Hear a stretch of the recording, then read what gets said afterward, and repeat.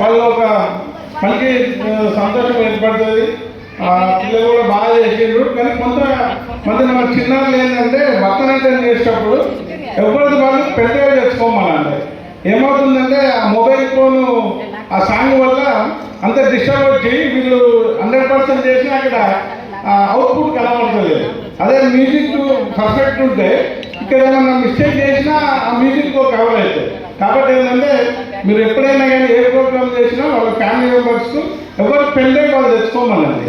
అదేంటంటే direct record అవుతుంది. కాబట్టి ఇప్పుడు మొబైల్ ఫోన్ పెట్టడం వల్ల చాలా డిస్టర్బెన్స్ అంటే పిల్లలు కొంతమంది చేయలేకపోతున్నారు. అది మేజర్ ప్రాబ్లం.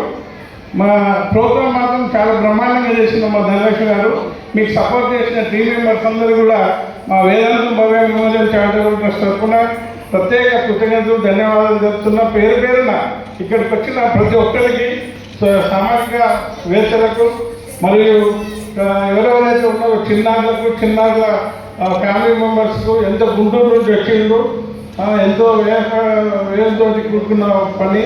మీరు ఇంత అభిమానంగా ఇక్కడికి వచ్చి మా ధనలక్ష్మి